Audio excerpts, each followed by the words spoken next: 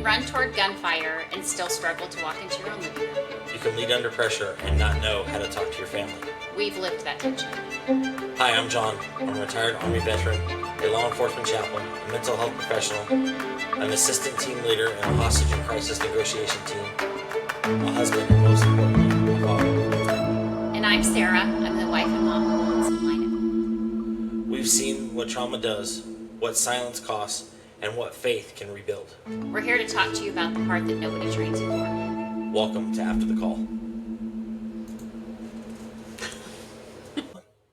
What's up, everybody? Welcome Hi. to episode 2. Dose. Actually, technically, this is episode 3 because I messed up. So you're probably wondering why this thing is so late. I messed up. Somehow I've got it where the other one was speaking German and broken English and all that stuff. And we thought, we'll try this new microphone system thingamajig that I got from Amazon like a year ago, and we'll try that. Well, for some reason it didn't work. I don't know. But here we are, episode 2. Episode 2. We have a special guest with us because it is spring break, and we were late anyway recording because it's spring break. So we all three of us have our stress balls, our, what are they? Neatos. Who, Ty, you want to say hi? Hi. John, who is this? This is Tyler. This is our youngest. It's our youngest of 4. And while we're recording this episode, she is going to be the dog wrangler and keep the dogs quiet for us. So they're not making a lot of noise in the background. We also have the noise reduction off, so hopefully that works. So we shall see. Good luck to us. We're hoping. Good luck to us. Tyler, would you like to tell us anything about anger before we boot you on out of here, friend? Well, I get angry when you don't get food at McDonald's. Okay. So you're addicted to McDonald's, is what you're telling us. Is that what you're admitting to our listeners? Yes. Yes. You need to say, hello, my name is Tyler, and I'm addicted to McDonald's. It's true. It's true. It's true. Okay. Well, don't break my Neato. All right. I have to put it back in. Okay. Well, we love you, little friend. Love you. Love you. Thanks for visiting. See you later. And she did it. Oh, kind of. There we go. Okay. Cool. Yay. So, hey. What's up, everybody? We're back for episode 2. Mm-hmm. Thank you for all the comments. Thank you for the views. Messages, the views, the messages we got. My Facebook and Instagram Messenger has been blowing up with people thanking us and asking us questions and whatnot. So that's awesome. But before we start, I have to give a shout out. Yes, do that first. Yeah, I have to give a shout out.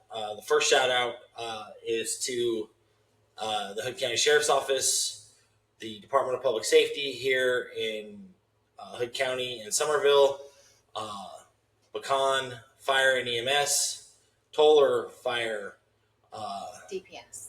I already did DPS. Granbury Fire, Hood County Emergency Management, De Cordova Fire, Indian Harbor Fire, who got a really cool boat, by the way. Looks awesome, by the way. Congratulations, guys. I know some of the Indian Harbor guys are listening. So, but thank you guys for all your hard work last night. About midnight last night, we got alerted to a 80-year-old lady with dementia that had wandered out of her house sometime between 10 o'clock and midnight, and we went looking for her. Thank goodness she was returned about 4 o'clock this morning. They found her sitting in a parked car down the street. Yeah, hard work. Everybody checked everywhere. We had the drone out flying. Everything was doing everything they can. But I wanted to give a special shout out for that. The other one, hey, right now things are tough for our Department of Homeland Security. A lot of them have gone on almost 70 days of not getting paid. So we just ask that you be kind to them. As they're the TSA workers at the airport, they're not getting paid right now. But they're still on the job. They're still doing the job. They're trying to prevent another 9/11. That includes ICE. That includes Border Patrol. these men and women are working their butts off and they're not getting paid. They're not political. Yeah. It's ridiculous. They're not political pawns. So I'd ask you just to say thank you when you see them. If you go through the airport, if you go anywhere, say thank you. Just people don't realize what a thank you. If you see officers in a restaurant, you see firefighters, you see paramedics, you see guys, girls in these places eating or in the grocery store. Hey, just say, hey, thank you for your service. Just the same thing with veterans. They love to hear it. You know, you don't have to go out of your way to track them down the aisle and run after them and go, hey, you, come here. You have to just, hey, thanks. That's it. You wanted to do something different? I did. When we started this podcast, John and I have a policy of God says that we will do it. And so he said he wanted us to, we really felt like he was telling us to reach more people, and it's impossible to do that within the confines of this lovely brand new office. Office studio. But so that is why we decided to do it for him and reach as many people as we can. What I thought we would expect and what we have gotten have been a little bit different from each other, with all the positives, which have been amazing. The stress in our own household and the scheduling and the microphone issues and all of the things have really been something that I wasn't expecting. So what I thought is that we could open up our episodes with a word of prayer, just pray for God's protection over us and our listeners, and just set the tone right, and then get into John's most favorite topic to talk about, anger. Which, I mean, I think both of us, maybe not angry over this whole recording thing, but I think frustration is definitely brewing this afternoon. Definitely frustration. We had a great hour and 7-minute episode. We were so proud of ourselves. We were like, yeah, things are great. And then I started playing it back.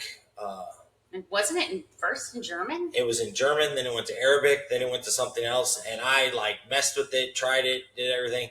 And then finally God invented this great button. It's called delete. So I deleted it and said, hey, we're just going to record this again. We're going to start again. So here we are.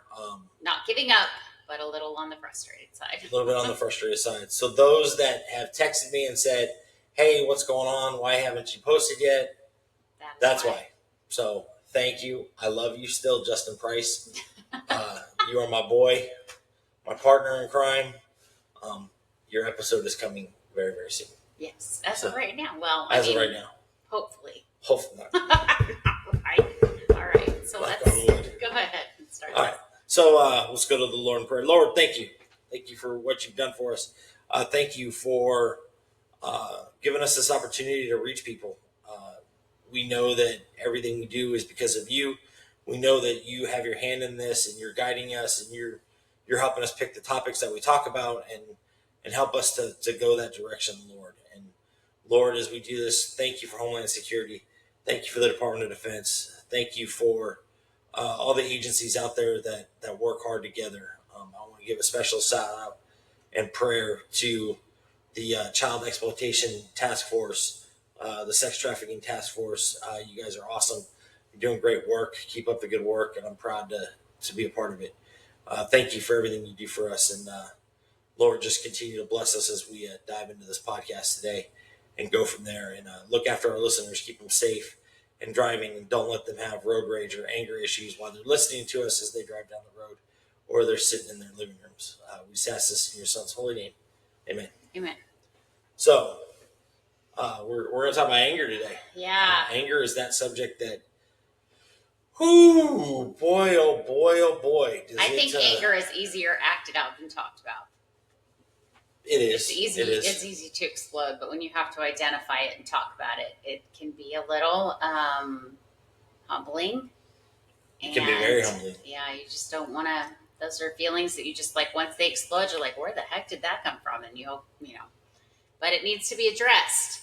So I would say to our first responders and veterans, you can run towards chaos. We know you can, and handle the worst of your days.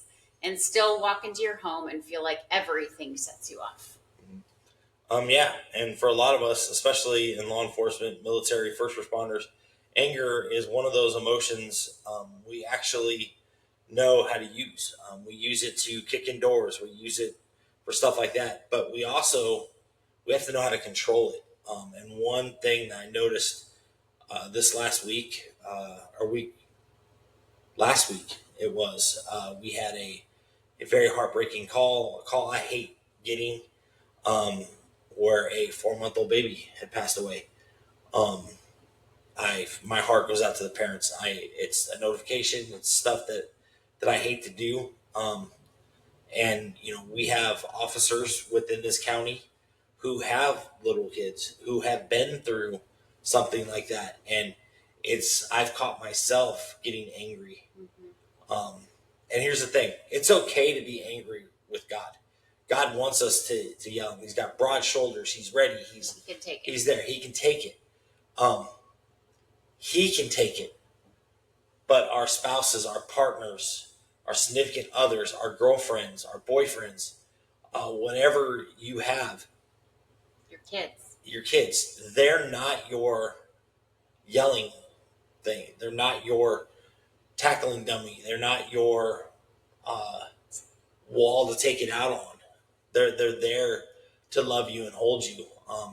And as we dive into the subject, we're going to give you some great ways to overcome that. One way that I have passed on to our emergency communications here in Hood County is all of them that come see me all have one of these. And they use, I do, and they all use them every time I go into dispatch, especially our day shift that gets slammed constantly, and our night shift. They all have these. What's funny is they're like, hey, my son or my daughter got a hold of it, and hey, where'd you get it at? And I'm like, guess what? Good luck finding them. Because they are impossible. And I didn't understand them, honestly, until we started this podcast. And you told me we were going to have to be in front of, not only were people going to be listening to us, but they were going to be watching us. And John will talk to anybody, and I'm a little bit more comfortable in the background. And so this is definitely helping. Well, we also, with that too, we also thought, oh, we'll do this on YouTube and we'll be good. Not realizing that with the program that we use, and shout out to Riverside, which is or Riverside is the program we use, that we can upload it to Amazon Music, iHeart Music. Yes, iHeart Music is still a thing, everybody. Just throwing that out there. Apple Podcasts, Spotify, YouTube. It's on our website where you can go and look at it and watch it from the website. And track it, and we're at almost 100 and something views or streams, I guess it's called, of people diving in, listening to it. I can tell what you're doing. You did it the first time we recorded. You're skirting around the subject. I am not skirting around the subject at all. You're looking for filler stuff so you don't have to talk about what we're going to talk about. I am not, but a little bit. Admit just a little bit. Okay, so what's the problem with anger? Wow. Shut your ma'am. We're talking about what's actually underneath anger and why it shows up the way that it does. There was a time in our home when anger showed up a lot. And I know this is not, I hate that we even have to talk about it again. Maybe it's like God's way of really dealing with us and making sure it's out there, because I didn't want to talk about it the first time, and now here we are again. So would you like me to throw myself under the bus? I didn't want you to throw yourself under the bus the first time, but if you're comfortable talking about it again and you want, I'm okay. I think that everybody to know whether you've been married for 5 minutes or 50 years, or if you're dating, you're going to have anger and you're going to fight. I think that there isn't a human being on this planet that hasn't gotten angry. And if you really want to know anger and you live in Hood County, just drive down 377. That'll test your anger. That'll test your anger really well. Aye. Okay. John, would you like to talk about? I'll talk about it. So I will say I have always had a temper. It's the Italian in me. I've always had it. It's been there, but it really developed into a problem of anger. I'd say it probably started after the first deployment. It gradually got worse when I went to Iraq, and then when I went back to Afghanistan, again, it reared its ugly head. Um, then we PCS. We go to What does PCS mean? permanent change of station. Mm-hmm. We go to Germany. Things are stressful. They're good. I became, and I'll say it, I became an alcoholic. I drank a fifth of Jack Daniels a night.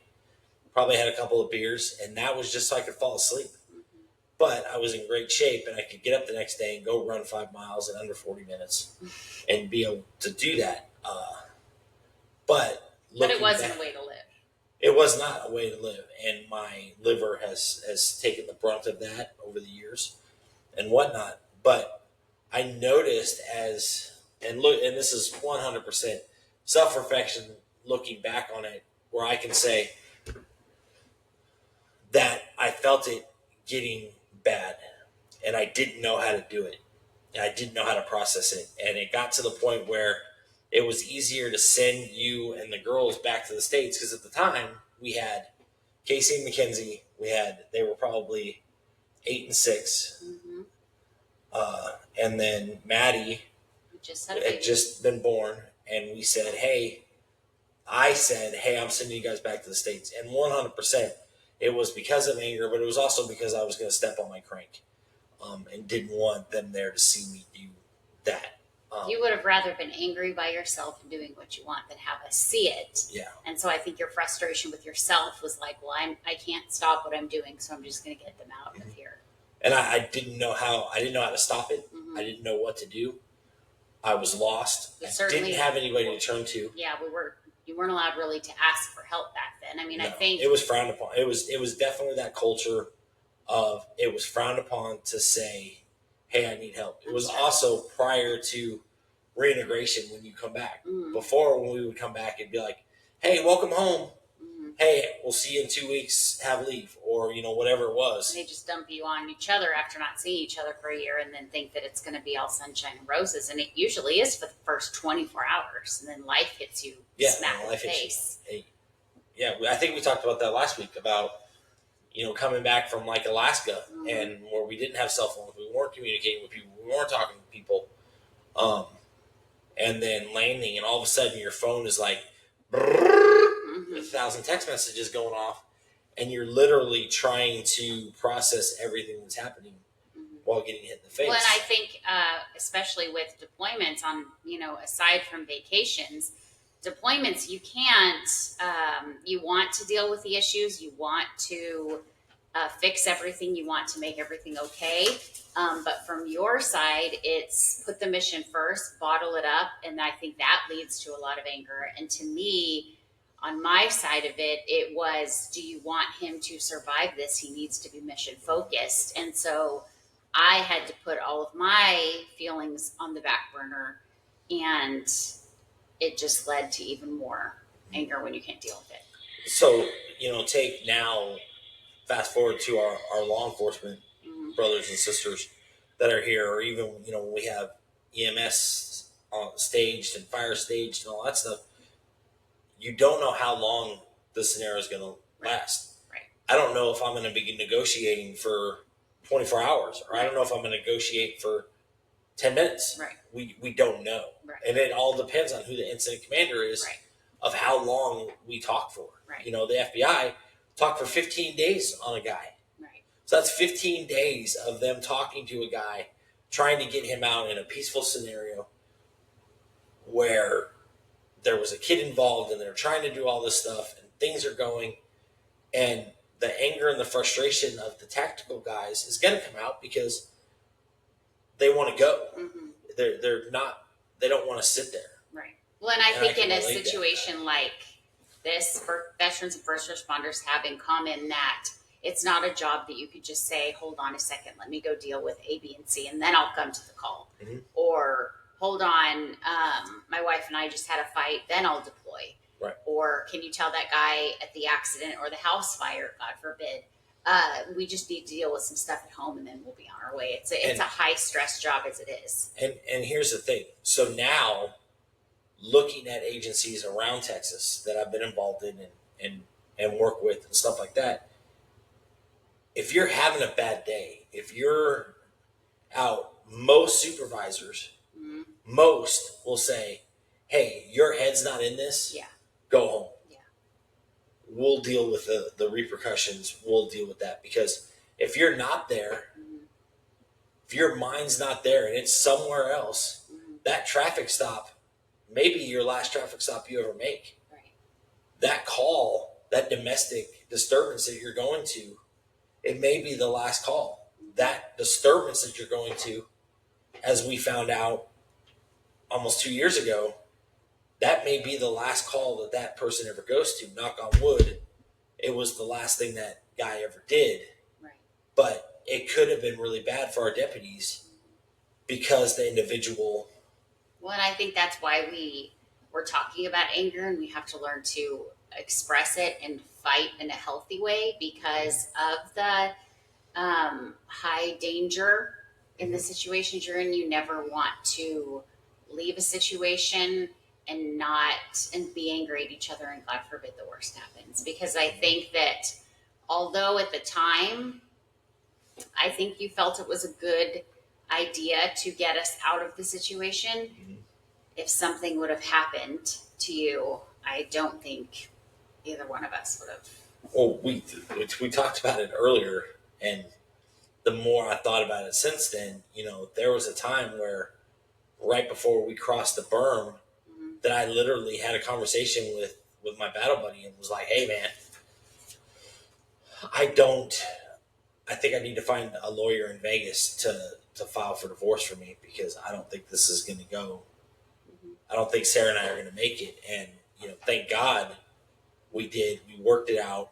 Once my hand was caught in the cookie jar and I couldn't deny it, and I couldn't say anything, yes. Was I angry that I got caught? 100%. Mm-hmm.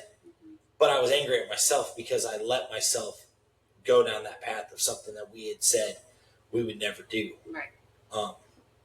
So for that, if you are angry and you are suffering and you don't know how to process that anger, keep listening because we're going to talk about ways to do that. It's like, I tell clients all the time, it's like you're a volcano. Mm-hmm. You can only stuff that shit down so much Mm-hmm.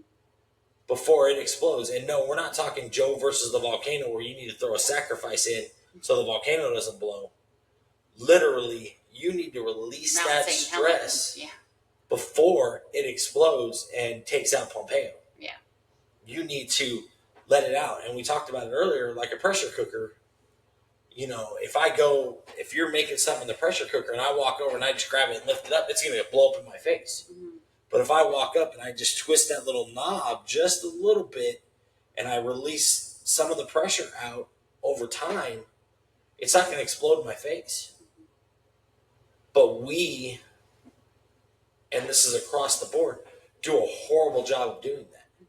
If something doesn't go our way, we're quick to say, well, you fucking deal with it. Right. Excuse my French. You fucking deal with it. That's your fault. You made that decision. Right. And you're like, well, okay. And in reality, both your dumbasses made the decision and you're both stuck with the results and you both got to deal with it. Right. Everybody But makes mistakes. As we talked about earlier, communication sucks. Mm-hmm. That's why I think we're going to make next week's episode about communication because we're talking about anger, but maybe you're sitting here listening to us thinking, I'd love to fight with him or her fairly, but I don't even know how to talk to them about the everyday, let alone when I'm angry. Well, one thing that I've heard guys say and girls say, both say, well, anger is what keeps me alive. Right. 100%. 100%. When you're in the field and you're rolling from call to call to call, yes, anger is what helps you kick that door in. Right. But getting to that call, you have to be calm. You have to be. There's a reason why there's only 2 Delta books, and there's a whole shitload of Navy SEAL books. Because the quiet professional will sit back and not do anything and literally do what has to be done and is like, I'm not here for the glory. But when the call is over, you can't bring all of that anger from that call home, and I think that's where it. But that's when you have somebody, your sergeant, your corporal, your chaplain, your 3 mental a.m. health buddy. guy, your 3 a.m. buddy, pick the fucking phone up and say, hey, I'm struggling. I need some help. Can you help me? This is what happened. And make sure that it's a trusted person that loves you enough to say, I hear you struggling, but also not afraid to tell you if you're doing something. Right. So let's see here. I think that anger feels productive and it feels like control, and it doesn't make you feel exposed. And like John said, you're trained to push everything down. You don't have time to process fear or sadness in the moment, but you can process anger. And anger becomes the only one that makes it to the surface. So let's talk about that. What's actually under the anger? The stress. Yeah. The stress is literally what's under it, and it's pushing the anger up. Yeah. But so let's talk about the stress. What causes the stress? Mm-hmm. We're talking about anger, but what causes the stress? Mm-hmm. Finances. Mm-hmm. No matter what the commissioners say, we have guys that 7 days a week are in uniform because they don't make pot to piss in. Yeah. Why are they leaving to go to Somerville? Because Somerville took a $2.1 million Amazon facility that they're getting every month, and they're able to hire deputies now at more than we're paying them in Hood County. Right. So as they got reelected and they stood up there and said, no deputies have left because of pay, in reality, they're full of shit. They have left because and they are here because they love the job, but they're working off duties and doing all of kinds of things. They're doing extras, and they're having to do extra things. They're working at the golf course. No profession deserves to have to feel like they have to work 7 days without a break, especially in uniform. A first responder. Right, especially in uniform where they're, we have guys that work at hospitals. We have guys that work at Walmart in the ghetto. We have guys that work at and they're Target always on protected mode. And their adrenaline is always at a high level because, let's be honest, in this current climate in America, we have people walking into stores, loading up groceries, loading up TVs, loading up power tools, loading up all this stuff, and rolling them out the door. Mm-hmm. I want to know what power tool is going to put food on your table. Yeah. The only way you're getting it is you're taking it to the pawn shop and you're selling it. Right. So really, you have to have good men that keep our streets from going to chaos and good men and women. Good men and women. We have some awesome female first responders in Hood County. Yeah. There's an amazing array of good people that are willing to fight evil. And stand guard and sit on the wall and make sure the sheep feel safe. I just think that sometimes those guard dogs need a break. 100%. And when they don't get a break, I think the stress you talked about can bubble up to the surface and I think turn into anger. The best thing is, in reality, they're what a true sheepdog is. Yes, for sure. Their job is to guard the herd, not this fake Facebook sheep guard or sheepdog group or whatever the hell they're calling themselves. Real sheepdogs are the ones that are in the patrol cars. They're going from call to call to call, and their job is to save people. And it just popped into my head. If I ever go missing or if I get dementia and I want Dr. Mel in charge, leading the charge to find me. Because Mel and I haven't always saw eye to eye on stuff, but when it comes to finding people and using those dogs, Mel is the shit. Nice. And I will say it. And Sergeant Boone, you need to buy her a drink from me because she literally leads the charge when it comes to missing. This was the third missing person call I've been on with her. Mm-hmm. One wasn't successful. It was not her fault. Mm-hmm. The second one, we found the person. This one, we found the person. Mm-hmm. But she literally gets on the phone and says, hey, I need your dogs. Get him here. Yeah. And they were there. And they were there quick. Yeah.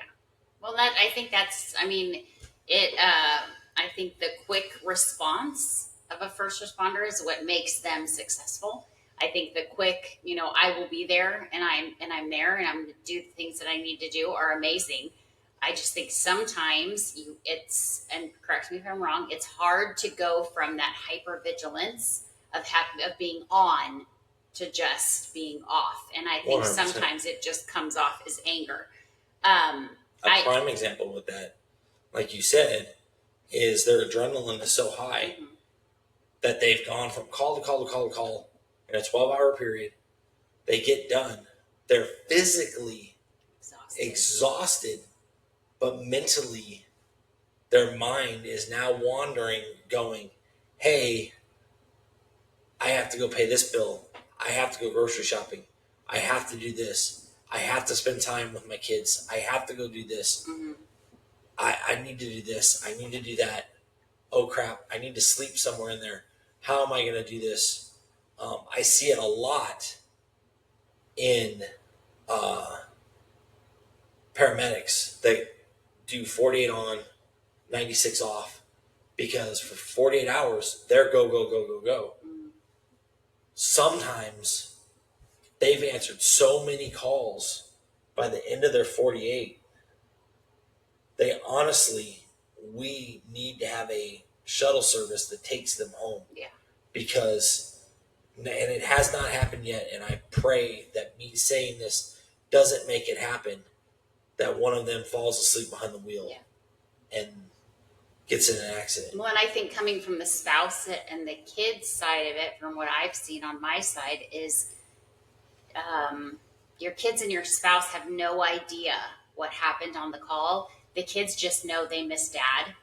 And the spouse and the girlfriend and the family, whoever the family is, just know they missed you and now it's their turn.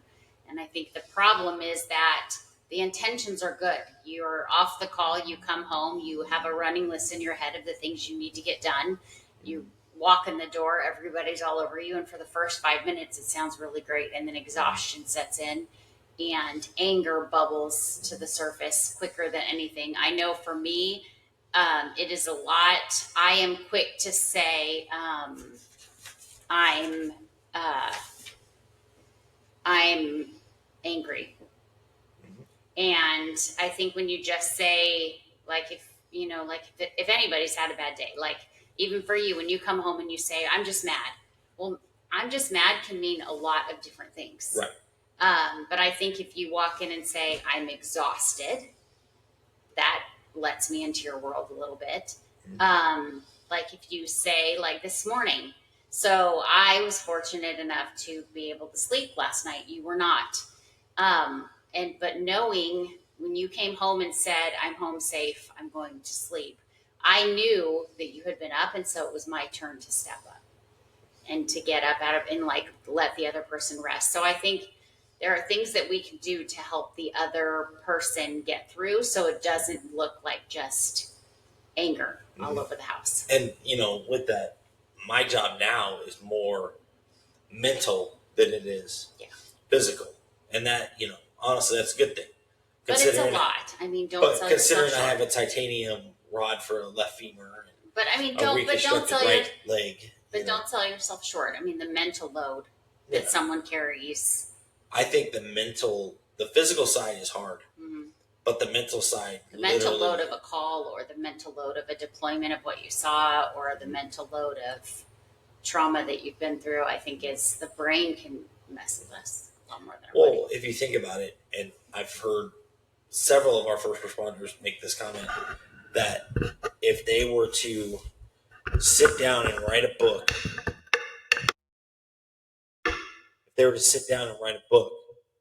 on the calls that they've had, write a movie of that, it would be the scariest movie ever made. It would make The Conjuring look like a children's movie on the Disney Channel. And I say that and just thought that probably The Conjuring is owned by Disney because Disney owns everything. Right. But you know what I mean? In regards to that, it's one of those things that the more stuff they see, the more stuff they do, the more stuff that they're involved in, the more that it takes a mental load on them. And how do you get that out?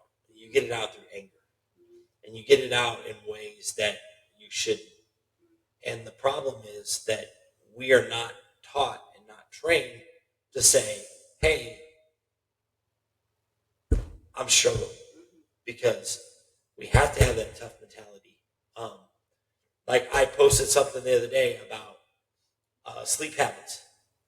And I had multiple first responders who were named nameless all say, what's this sleep thing you're talking about? That's the wrong answer. Mm-hmm. But the truth of the matter is that they can't get the sleep they need because of the job they're doing.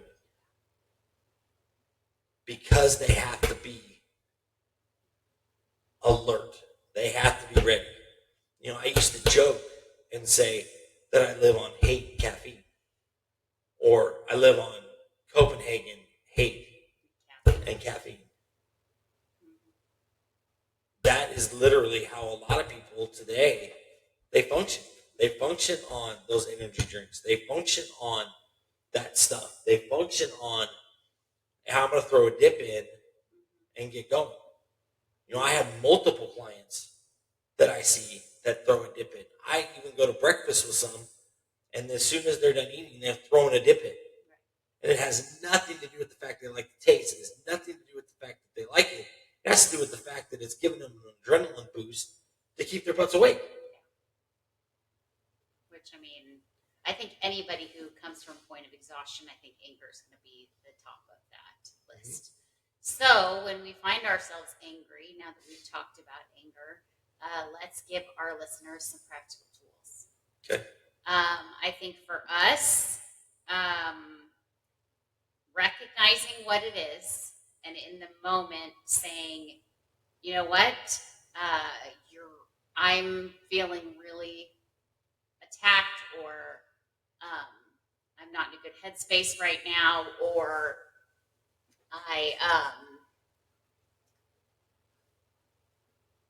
I need a break. I think for us to walk away from the situation and give me 5 minutes to work on the situation. Like, I'm going to go step out for a minute and then I'll come back to it. I'm a firm believer in, on your way home, stopping and saying, hey, I need 5 minutes in the driveway. This may be a thing, but I have become a really big Jelly Roll fan. And he literally is like hitting the nerves of, hey, let me talk about this, or hey, hear me out, or hey, I'm not okay. Mm-hmm. You know, I'm going to do something. We have on our Jumpmaster website, in our store, we have a sweatshirt that says, I'm not okay. It's okay to not be okay. But it's recognizing it and giving your partner a heads up. Right. Whoever that partner is, giving them a heads up and saying, I am not okay right now. I need a few minutes. I'm going to go cool down. I don't recommend driving away.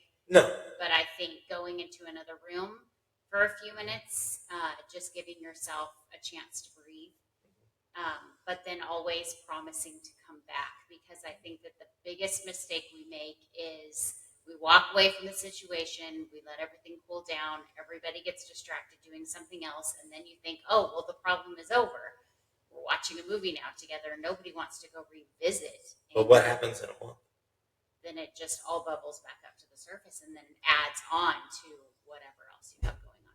So one thing that we were horrible with was we would bring up old shit. Mm-hmm. We were that definitely that Jeff Foxworthy, well, we'll just live like your fat alcoholic mother then. That is the wrong answer, too. If you're fighting about... You should be fighting about what you're fighting about right then. You Right. should be dealing with the anger of what is in the moment right Right. then, not what happened This is 3 not months ago. this is not a mob movie where if you beat him with a knife, he's going to come back with a bat. Right. Or if you beat him with a bat, he's going to come back with a gun. Right. No, you're literally, what you have is your talking. Mm-hmm. Our sharpest weapon that we have that causes the most damage in anything is our tongue. Yes, I totally agree. A gunshot will heal, Mm-hmm. depending on where you hit somebody. Mm-hmm. A knife will heal, Mm-hmm. but words will sting forever. And once they're out, Once they're out, they're out. Once you've opened that can of worms and said, "Hey, here's all of my stuff." And I think the words we say in anger are really hard to take back. And I think that they come from a place of just, it's just pure adrenaline and emotion, and they don't come out the right way. And rather than just say, this is what I'm dealing with, I'm frustrated, I'm scared, I'm frustrated, the bills, I want to spend time with you and the kids, this was a call, this was this. I mean, I think that sometimes we're just told, like, you need to bottle that up and just get over it. And I think you don't want to sound, for lack of a better word, like a wimp saying I'm stressed and these are all the things I'm dealing with. But I think it's better than just saying, letting the wrong emotions come out when it had nothing to do with your family. Well, you also said something earlier that I kind of threw you a softball, and you didn't take the bait on this one. About a crystal ball. That your spouse is not a mind reader? Oh, that's the one. Oh, yeah. That's the one I was looking for. Yeah. Very funny. So it took me a long time to learn that.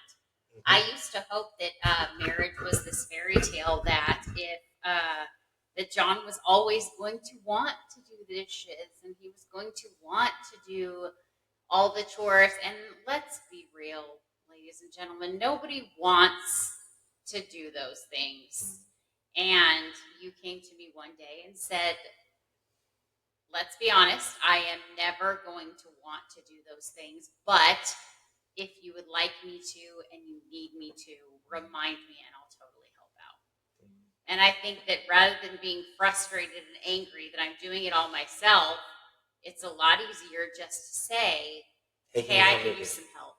Yeah. Hey, can you take out the trash? Or, hey, can you use some help? But then again, I'm going to throw a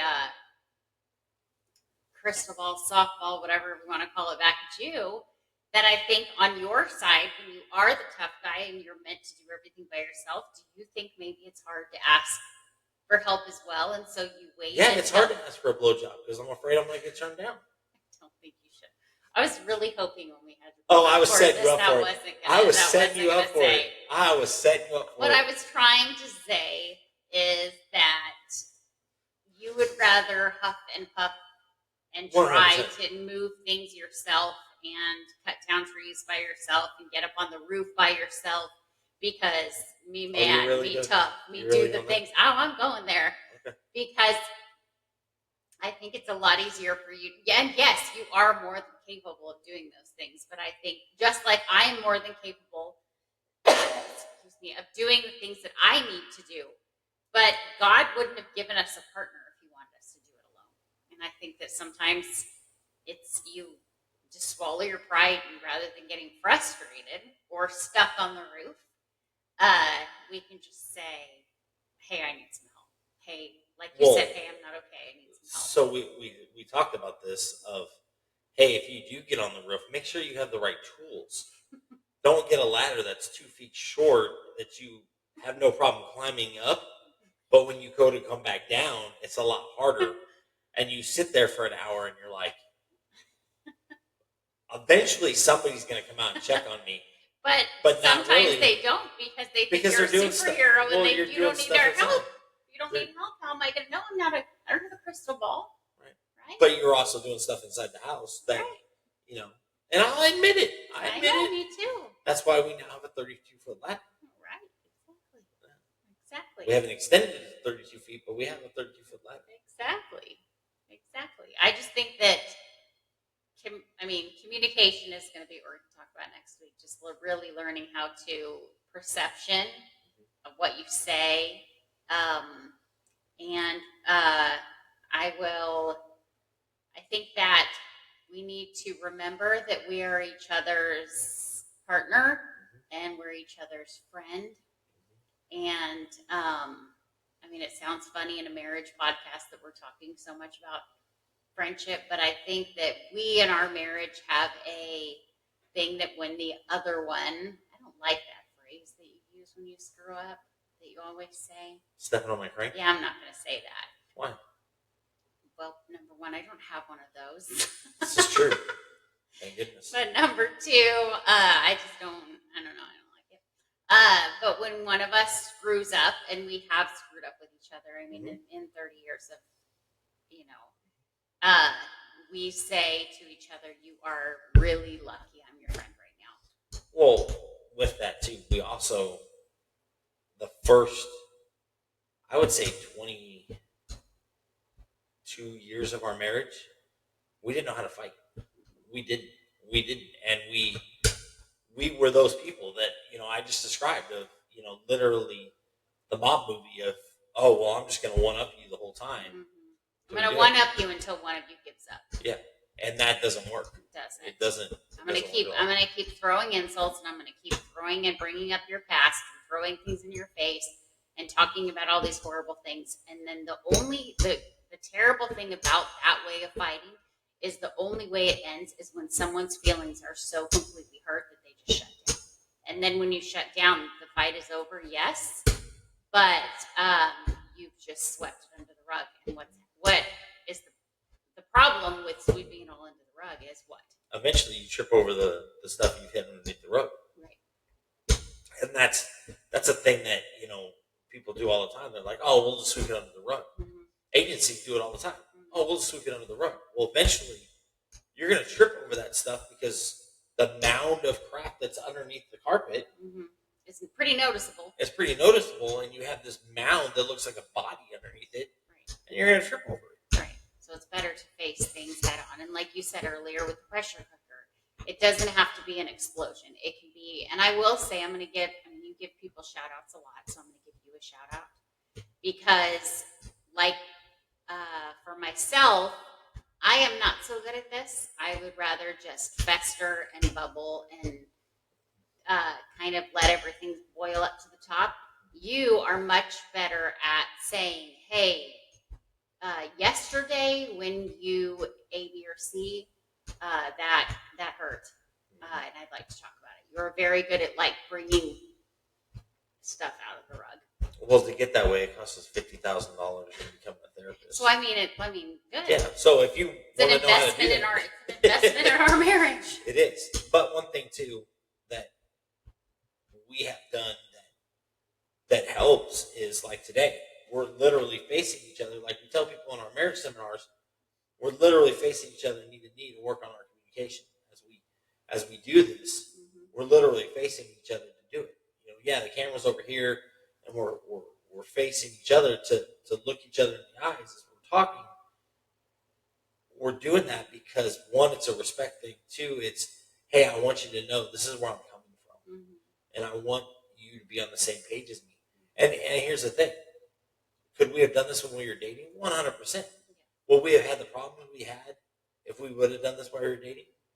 Probably not. We were too. But we thought we knew it all because we were, young or, whatever. But getting to that point where we sit down and we say, hey, you know what? I'm struggling with this. This is what's going on. Hey, can we have this conversation? It took a long time to be forged in a dumpster. I tell people all the time, and we even have it on our coins for Jump Master Life Coaches of, you were forged in a dumpster fire. That, Our marriage. That's like the definition of our marriage. Forged in a dumpster fire. 100%. Yay, guys. But we have learned how to function in that fire. Yes. We've also learned that there were a lot of things that happened in our marriage that we should have seen and been able to and we're avoidable. And we're avoidable. we got so wrapped up in stuff that we literally didn't know how to get out of it. And once we were in it, and we were going for it. And neither one of us wanted to back down on it. We 100% should have said, "Hey, this isn't working." But what is that one thing we were listening to last night? That's what happens when a tornado meets a volcano. That's right. Eminem. Eminem got some great verses between Eminem, Linkin Park, Jelly Roll. That's all you need to listen to. Those three right there. Yeah, we are the definition of when a tornado meets a volcano. Mm-hmm. It's like we say that. I mean, we've talked about it before. John and I were friends before we were this, and when we finally decided we wanted to be together, it happened very fast, and it was like friendship caught on fire. And There was a lot of nights sitting in the park making out. Those are the best. Tan overalls. They were brown. There was a tan pair and a green pair and a maroon pair. I can't believe you're admitting that I'm gonna have to wear overalls on our podcast. That was in the 90s. I know. I was a Some of our fashion listeners, icon. The sad part is some of our listeners were never even born yet. I know. So they're probably like, wow. Some of them are like, what are overalls? They're like, we out. They're like, what are overalls? But I think that when we... Are you making moonshine in those overalls? I think you're hilarious, John. I try. I think that when you get together young, or when you fall in love fast, you could be any age, but when you fall in love fast, you think that you know it all. And you don't spend a lot of time thinking of, well, if this happens, then this could happen, or this could happen. And then it took us a lot of years, a lot more than I am comfortable admitting, to figure this 100%. stuff out.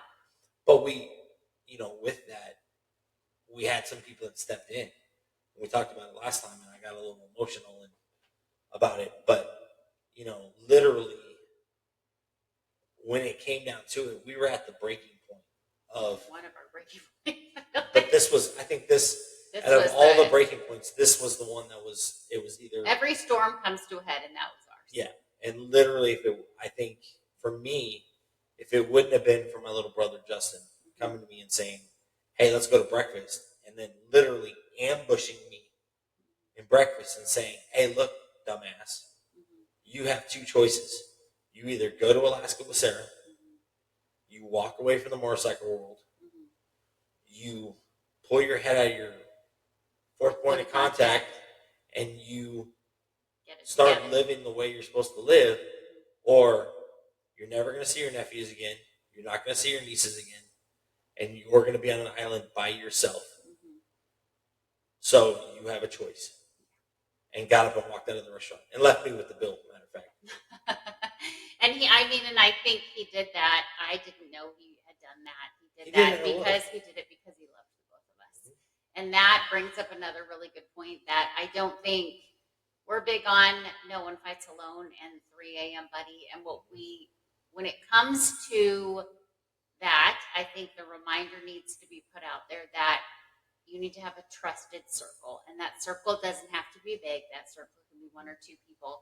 But it needs to be the people that when you say, in the marriage context, when you say, my wife and I are struggling with A, B, or C, or my husband and I are struggling, or he did this, or she did this, or all the things, you need someone who loves you both enough to tell you the truth and not to say, well, you deserve better.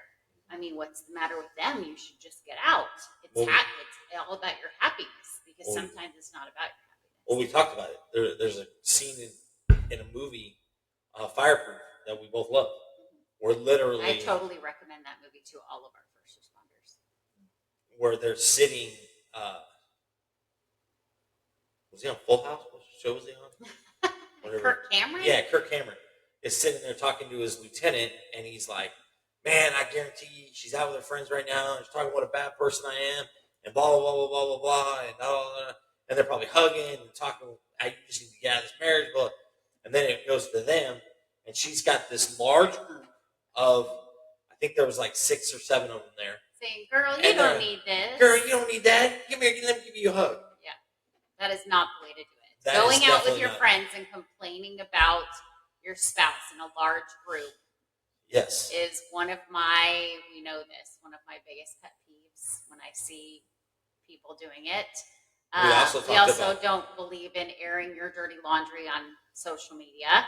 We've had, I personally have had a lot of people say, that man you married, he must be a saint.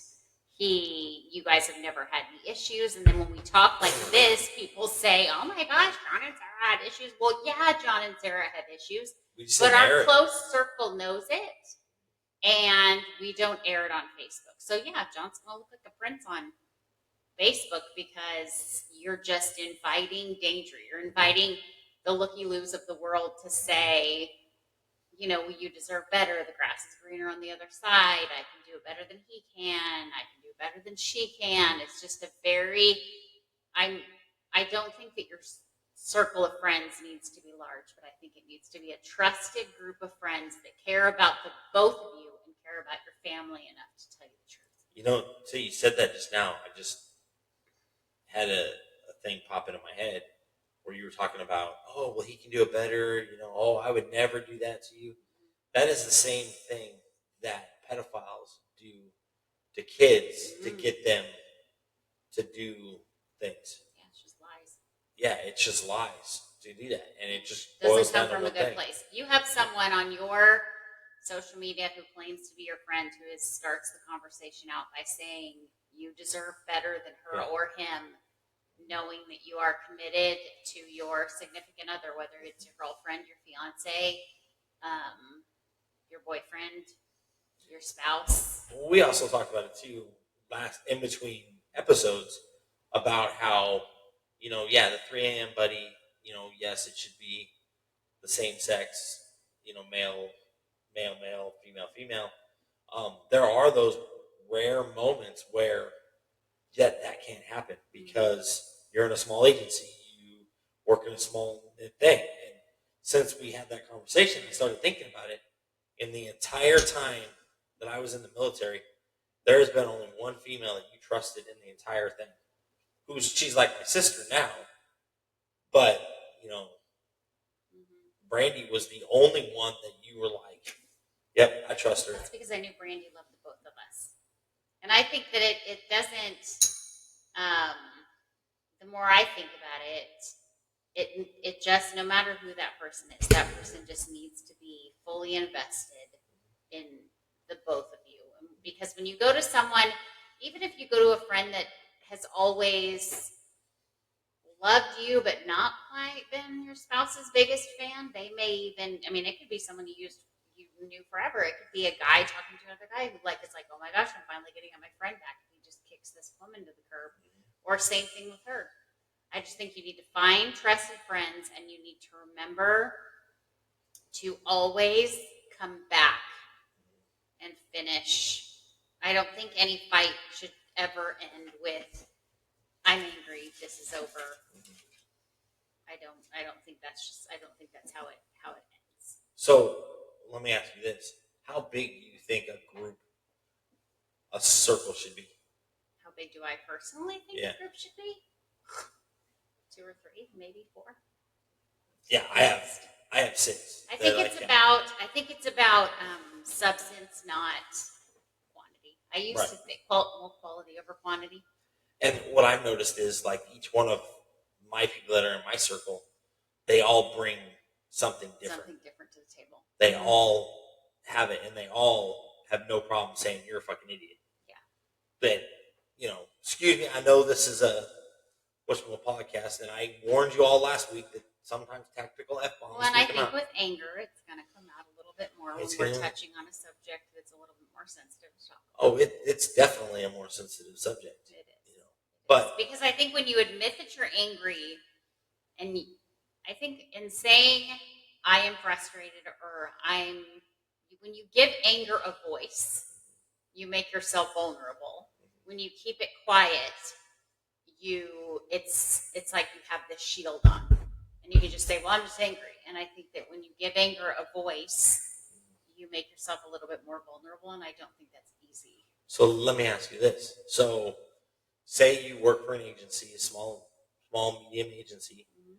and you have a supervisor who isn't doing what they should be doing. They're not leading. They're not there to check on you. They completely forget your shift. They make comments like, "Hey, this you got to do better," blah, blah, but they're never there to lead or anything like that. Mhm. Who do you voice your concerns to? Because we've always had the policy that you never bitch down. Mhm. You always bitch up. Mhm. So in that case, are you just talking to your spouse? Because you can't talk to your Gosh, I others. hope not, because we've learned. I mean, the higher you get to the top, the lonelier it is. 100%. And I think, in law enforcement, when you hit corporal, you get lonely. Mhm. When you hit sergeant, it's really lonely. When you hit lieutenant, it's lonely. You hit captain or chief deputy, Mhm. it's really lonely. The higher you get to the top, because you don't. And then, you get to, like in our agency, you get to the sheriff. Sheriff's by his own. And he literally only has a few people that he can trust to come to his aid Mhm. and stand next to him And and not say, hold it against him when he says and not this hold is the problem, or I'm not okay. yeah. Mhm. And, in our case, there's nothing wrong with saying, hey, that's not okay. That's not for the general public to say, oh, well, this isn't okay. No, no. Everybody's human. Everybody goes through something. And occasionally you need somebody that you can talk to and say, hey, I'm really struggling. I need some help. Well, I would say, and I'm biased because I'm lucky enough to have this practice live here at the house. But I would say to all of our first responders, but especially our upper commands, wherever they are, I would say find yourself a really good sounding board counselor. I would suggest, and maybe you would say the same, someone outside of your outside of your department that can just be Switzerland and just listen to the situation. I think sometimes all we need is someone to, like you said with the pressure cooker, sometimes you don't need someone to offer solutions. Sometimes you just need to let some steam out. And you need to be able to vent, and so you can go on with your healthy. And I think it's good that some agencies have an independent contractor, psychologist, or counselor that isn't in the chain of command. One thing that our department here has done is keeps me outside of the chain of command. Yeah. For that reason of, so you can help hey, from the top to the bottom. So I'm there and I'm independent. Right. As like certain agencies that we work with that are based in Langley or Bragg or some of those places, when I get those phone calls from those guys, it's different because they don't have a normal person that they can talk to because they know that what they say. And especially in the military, the higher you are or the unit you're in or whatnot, the higher your clearance is and the less people you have that you can talk to in regards to that. Because you don't know who's read on that program. You don't know who's read in that. So you have to stay quiet. Right. And you're bound to eat that stuff up. Right. Right. So I would say just finding a counselor. If you don't have a counselor in your area, I would say jumpmasterlifecoaches.org is a great resource. I would say even as we started this podcast, we said at the beginning that it was our part to not only follow what God told us, but to reach as many people as we can. So if you have a subject that you're struggling with, or you have an issue, or you just don't know, we will not call you out by name, we promise. But ask us your questions, and maybe on a future episode we can talk about it. And if you're not comfortable with that, send John a message, and maybe you can just have a And this last week we've been getting hit up by all kinds of people I haven't talked to in years. Since I was on the trail and at airborne school and stuff like that I haven't talked to those guys in a long time. One thing I want to do is give a shout out to one of our people. Sierra is engaged. I know, yay, Sierra! About time. I'm not going to say what her dad said, but that's good. And if you go to our website and you look, we have Sarah, we have Sierra, we have Ward, you have me that you can talk to, and we specialize in first responders. If you want just a Christian counselor and you're a first responder, Ward's your person to go to. If you want the tactical person, I'm that guy. If you want the spouse point of view, we have Sarah. If your kids are struggling and they need somebody to talk to, that's Sierra. Sierra is the daughter of a first responder. She grew up as a first responder, so she knows how it is. And we built this practice for that reason, to where we could help everything. To the fire departments out there, if you're struggling and you have ideas on how to help prevent suicide within your agency, with your peer support, any of that, hey, send me a message. I promise you I will bring it up at the next committee meeting in Austin and pass it to the governor and the legislation. Right? Legislation? Yeah, those jackasses down there.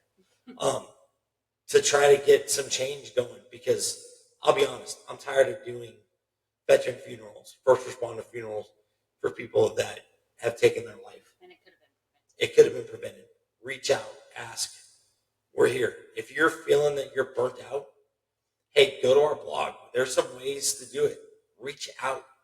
Our email's on there. Words are hard. Yes, and hopefully that didn't just flip it back to German. But if you need to, you can email us at website at jumpmasterlifecoaches.org. The website's right there. Go on there, send us a message, and one of us will get back to you. Give us 24 hours, and we'll be there for you. Do have a couple announcements, some positive stuff. In 3 weeks? 2. Is it 2 weeks or 3 weeks? It's 2 because Easter's in 3 weeks. Okay. In 2 weeks, donkey therapy from 2 to 4 at Texas Rescue. Disclaimer, we do not have donkeys here at our house. So if you're the individual that called Pecan Plantation Code enforcement, I do not have donkeys. We do not have them living in our house. Yeah, we do not have donkeys. We have dogs. They can't even double as that. No. But yes, we do offer We partner puppy with therapy, Texas Rescue. but we've partnered up with Texas Rescue. They have a bunch of donkeys. We're going to go out there from 2 to 4. If you're a veteran, first responder, come out. It'll be a good time. It's not this coming Sunday, but The following Sunday from 2 to 4. We'll go out there. We'll get together. We'll hug on some donkeys. We'll talk. If you need to talk one-on-one, we'll be out there to do it. Most of our team will be out there. So, come on out. If you just want to come out and say hi, cool. A little incentive that I just came up with a little while ago. If you share our podcast with somebody else, we will send you our challenge coin. Well, our challenge poker chip. And you too can be forged in a dumpster fire. See, that's just skill to be able to do that. Wow. That's talent right there. But that's there for you. So. And then this Saturday morning is the this Saturday morning, North Hood Volunteer Fire Department is having their pancake breakfast. Please come out there, support them. It's for donations. Everything they raise goes to help their stuff. They do 2 fundraisers a year. They do this pancake breakfast, and they do a fish fry. This pancake breakfast helps them get stuff for their department. Please come out, bring $5, bring $10, bring the whole family, buy a plate of pancakes, visit with everybody. We will be out there talking to people. Their mascot is a goose, so if you have a goose shirt or a goose outfit, wear it. They love it. But go out and just tell them thank you for what they do. If you see first responders out, tell them thank you. You don't need to chase them down the aisle, but just tell them thank you. Especially with the current climate, they need to hear it from people. So. And what we want you to know that to our people, if anger has been your go-to, it doesn't mean there's something wrong with you. It just means there's something deeper that needs attention.